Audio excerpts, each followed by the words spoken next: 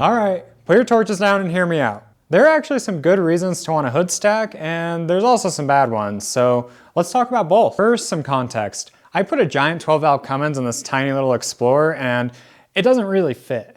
There are some things that a lot of fummins swaps run into, like the exhaust doesn't really fit where it's supposed to go stock, the AC and heater box are in the way, and that's on a big F250 or F350. I put this engine in a tiny little SUV, so it's even harder to get this stuff to fit. This is the first reason to want a hood stack. It just makes it a lot easier to fit things. In fact, even with a hood stack, I'm still gonna have to move the turbo to make the AC fit, but that's not really gonna be the subject of today's video. If I can make enough room for a heater, then I'm fine. I don't need AC during an Idaho winter, I only need a heater. That's why I'm even messing with the exhaust in this video at all today. When I first put this together, I just stuck a temporary exhaust pipe going out the side of that fender, and that is exactly where the heater box goes. I can't use that temporary side exhaust and have a heater, and it has gotten really cold. So, it's time to finally make an exhaust. That's not even the most important factor though. At the risk of upsetting my fellow rednecks, let me throw a bone to the greenies. Rolling coal is not my goal with this thing. With a hood stack, I can look out the driver window and I can see what's going on with the engine. When I put my foot down, is there a small puff of black and then it clears up?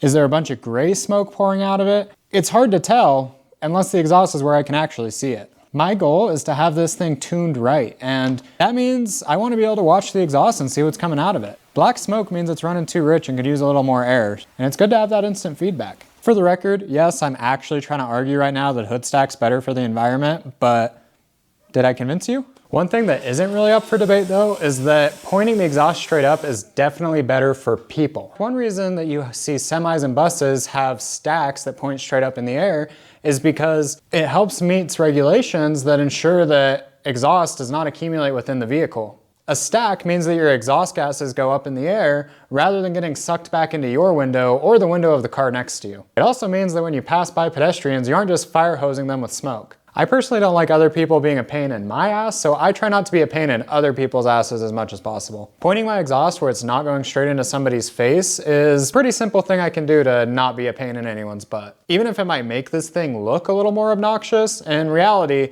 I think it's actually less obnoxious that way. There's also some pretty obvious cons, like for example, depending on your state, it may or may not be legal to have a hood stack, because in most states it's actually a requirement that your exhaust exits behind the driver. Even if your state is loose on exhaust laws, technically there could be some problems with obstructing your view that you could also get caught on. Another con is that you could get soot on the top of your car or on your windshield. I looked at a bunch of forums online of people who have done this before, and for the most part it doesn't seem to be a big issue. As long as it's pointing up enough, then it usually doesn't land on the vehicle. Another possible con is if you have your exhaust pointing straight up, then when it rains, it could actually fill your turbo with water or your engine, which could cause some pretty significant damage. There's a few ways to get around this. One thing you can do is you can just throw a bucket over it when you're not using it, but that seems like too much work to me. The other thing you can do is you can use those exhaust flappers like what they put on tractors. Now, I personally think these are better left on tractors. I don't think they look good on trucks, so I won't be doing that. And then the final solution is what I'm going to do. As long as your exhaust goes lower than your turbo, then the water will accumulate in the exhaust rather than in the turbo. And then you can just drill a little hole in the bottom so that it actually drains rather than just accumulating. I think that's a pretty simple and clean solution, and it also requires no maintenance. You should be aware though that you might get some sooty water dripping out of your exhaust, so make sure it's dripping somewhere that it's not going to make too much of a mess. The final elephant in the room is the hood itself. I don't have a hood yet, so it's a problem for future me, but the question is, how do you get your hood to close when you have a hood stack? I think the cleanest way to do this is to just have your exhaust, which is a small pipe, sticking in a bigger pipe that's attached to your hood. That way you can get a nice pretty vanity pipe in your hood, and you make it a little bigger than your actual exhaust is so that you have clearance for closing the hood. It turns out pretty clean. So here's what I came up with. One thing you'll notice is that I have two V-bands. This is so that if I ever move the turbo, then I can clock this however I want and I won't have to re-weld anything. I modeled this in CAD first just so that I could get all these angles right and make sure everything could fit, and it let me know how tight these bends needed to be and everything so that I could buy pipe with the right bends. It's definitely not necessary, but it helped. Let's throw this thing on the car and let's test it out. When fabricating exhaust parts, make sure you wipe your fingerprints off or else they'll be burned into it forever as soon as it gets hot.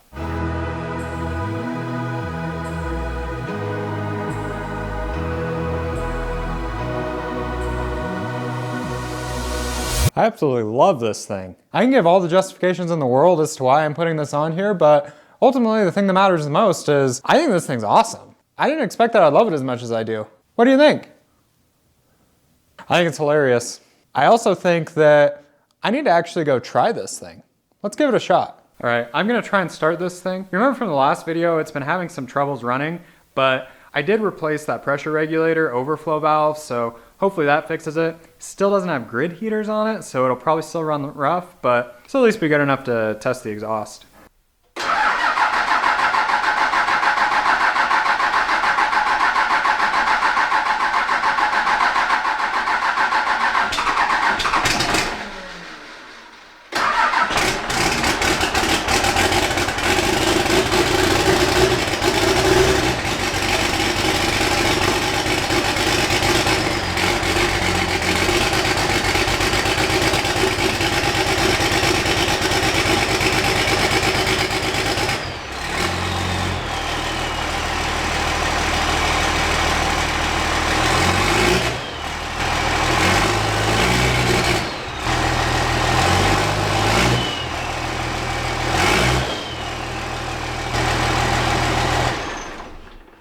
I think it's possible I've built the most ridiculous vehicle in the world, and I am totally okay with that. This thing's a riot. Well, it still runs like crap, but given that it's a 12 valve that is running with no grid heaters and it's like 20 degrees in here or even colder, that's actually not that bad. 12 valves are known for not running when it's cold, and no grid heaters when it's this cold, maybe it's to be expected. It does look like that fuel regulator valve I added didn't make a difference, so I do need to look into that, see what's going on there.